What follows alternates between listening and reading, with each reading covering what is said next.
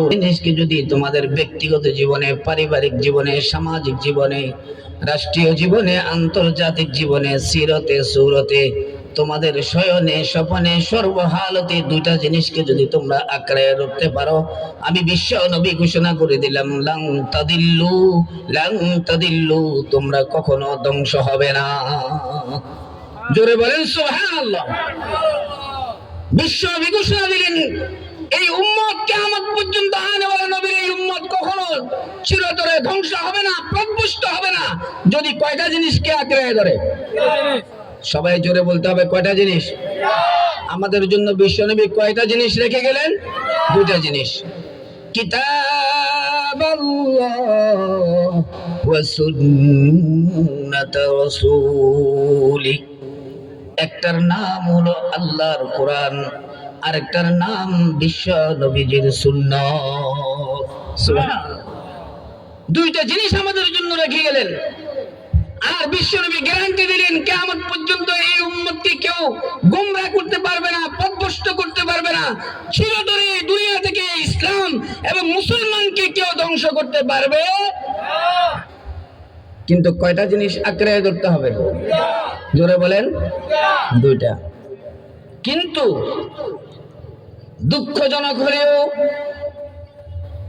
সত্য এবং পরিতাপের বিষয় হলো, বিশ্ব নবী আমাদের বিপদ থেকে, আপদ থেকে, দুশমন থেকে, ইহুদি থেকে, খ্রিস্টান থেকে এবং বুত পূজারী থেকে, সমস্ত মুনাফিকের দল থেকে বেঁচে থাকার জন্য যে দুইটা হাতিয়ার দিয়া গেলেন, আমরা দুঃখজনক হলেও সত্যিও মুসলমান গোষ্ঠী, ইমানের দাবিদার, আমরা এই দুইটা জিনিস দুটোটাই ছেড়ে দিয়েছি।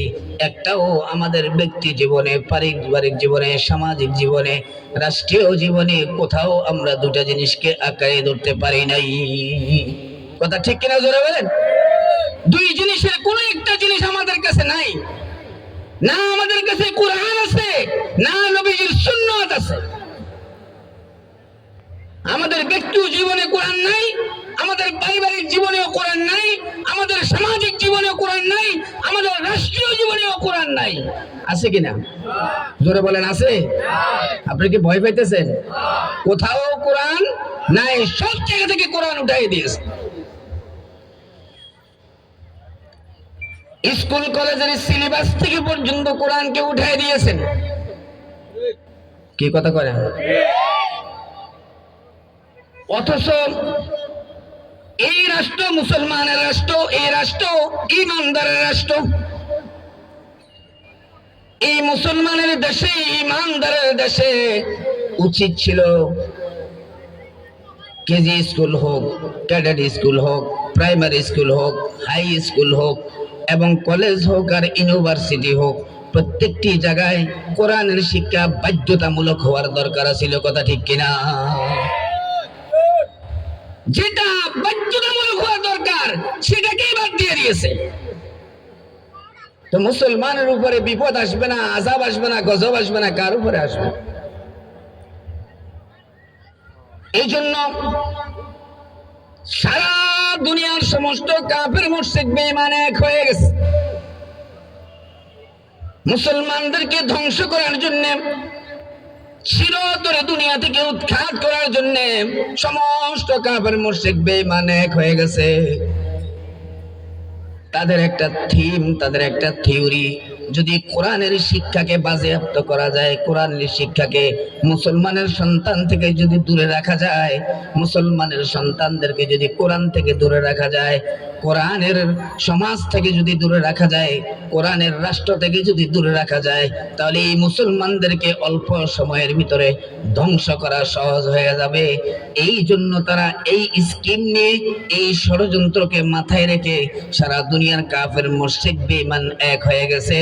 দুঃখজনক হলেও সত্য, আমরা মুসলমানরা তাদের এই ইহুদি খ্রিস্টানের কৃষ্টি কালচারটাকে আমরা ভালো মনে করি, আমাদের যেটা হাতিয়ার বিশ্ব নবী আমাদের জন্য রেখে গেলেন, এই হাতিয়ারটাকে আমরা ছেড়ে দিয়েছি, ঘর থেকে দূরে সরাইয়া দিয়েছি, পরিবার থেকে দূরে সরাইয়া দিয়েছি, স্কুল কলেজের শিক্ষা থেকেও দূরে সরাইয়া দিয়েছি।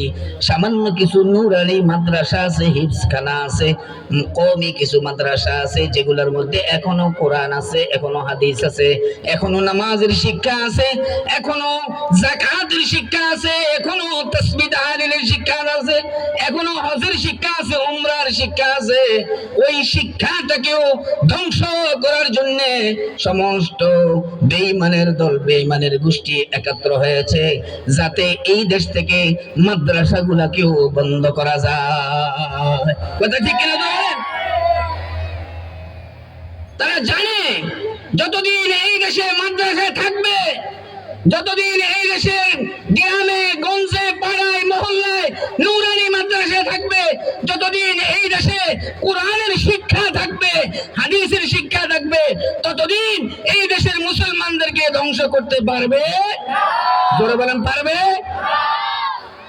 এটা তারা ভালো করে জানে, যদিও আমরা মুসলমান হয়ে আমরা জানি না।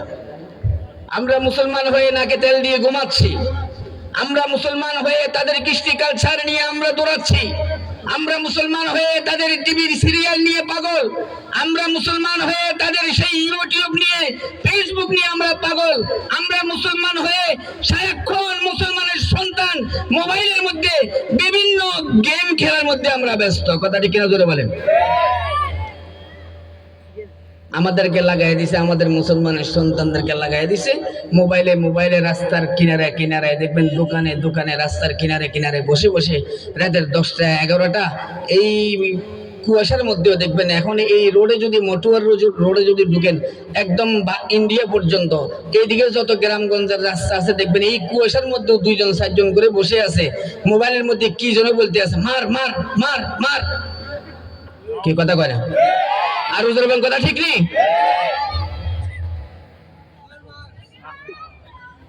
আফসোস মেরে ভাই, দুস্থ বুজুর্গ, এই ধরনের মুসলমানের জন্য কলঙ্ক। মুসলমানের